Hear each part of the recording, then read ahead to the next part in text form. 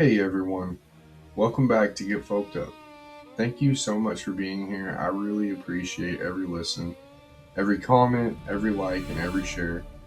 Your support helps keep local history, local music, and the incredible stories of the Ozarks alive. Tonight we're stepping into some of the oldest theaters in the Ozarks, places where music once echoed through packed auditoriums, where actors chased their dreams beneath glowing stage lights, and where, according to generations of local folklore, not everyone has taken their final bow. So dim the lights, pull up a chair, and let's get folked up. Long before streaming services and movie megaplexes, small town opera houses and theaters were the heart of entertainment throughout Arkansas and Missouri. Traveling musicians, Shakespearean actors, comedians, and orchestras filled these stages. Entire communities gathered beneath ornate ceilings to laugh, cry, and escape everyday life. Many of these buildings survived fires, economic downturns, and changing times. Today, they're restored landmarks, community theaters, and treasured reminders of the Ozarks culture past. But with age comes stories. And in the Ozarks, stories have a way of living almost as long as the buildings themselves. The King Opera House, Van Buren, Arkansas. Standing proudly on a historic main street in Van Buren since 1891, the King Opera House remains one of Arkansas's oldest continuously operating theaters. The building has welcomed countless productions for more than a century. Yet no story surrounding the theater is more famous than that of Willie Young. According to long-standing legend, Willie was a young actor performing at the Opera House during the early 20th century. The story says he fell in love with a local woman whose father strongly disapproved of the relationship.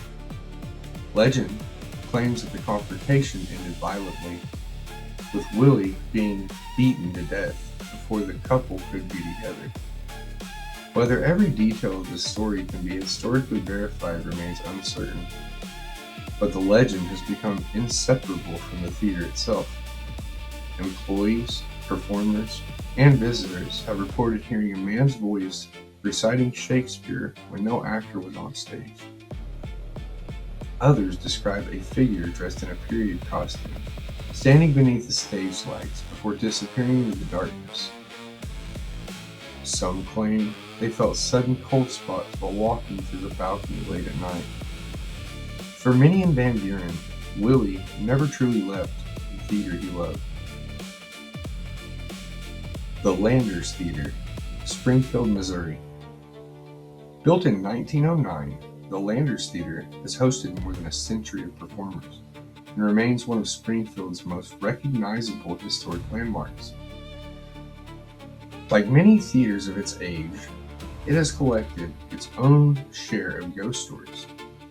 Former executive directors have publicly shared encounters involving a mysterious older gentleman wearing a gray beard, boots, and a sheepskin vest. One reported seeing him calmly emerge from the basement before vanishing moments later. Other employees have spoken of hearing footsteps in empty corridors, unexplained cold spots in the auditorium, and sightings of a woman in high heels walking silently through the theater. No one knows who these figures are supposed to be, but their stories have become part of the theater's living history. The Royal Theater, Benton, Arkansas. The Royal Theater first opened during the 1920s as a movie house before evolving into the beloved community theater it is today. Its volunteers spend countless hours preserving both the building and its history. Among those stories is one of the theater's most famous unofficial residents, a spirit affectionately nicknamed Flashlight Freddy.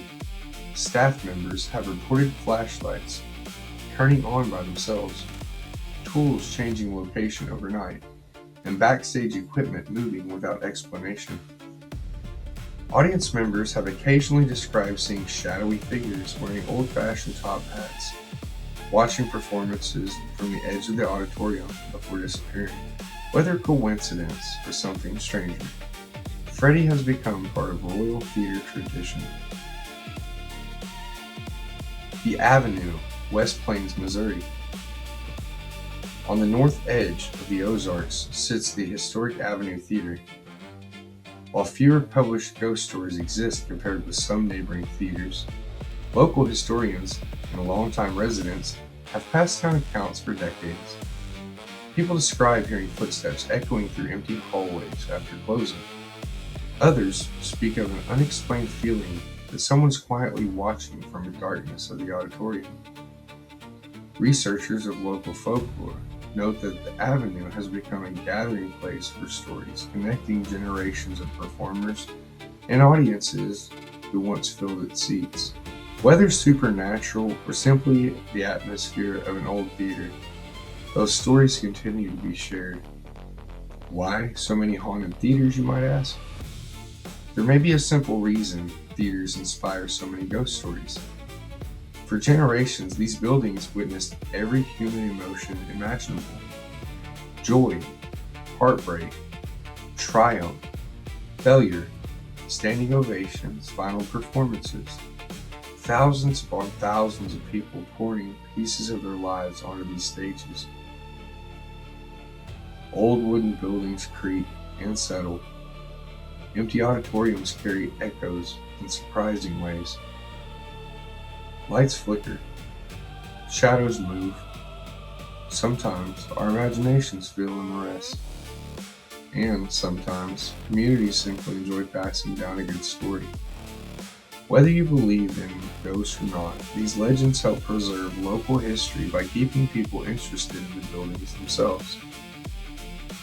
The next time you visit an old opera house or theater in the Ozarks, take a moment before the curtain rises. Look towards the balcony.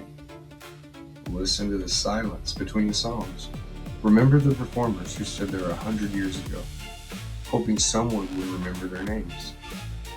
Maybe that's what these stories are really about. Not ghosts, but memory. Thanks for joining me on another episode of Get Folked Up. If you enjoyed today's journey through the Ozark history and folklore, don't forget to like, subscribe, and share the show with someone who loves music, history, and a good mystery. Until next time, keep supporting local music, keep preserving local culture, and as always, get folked up.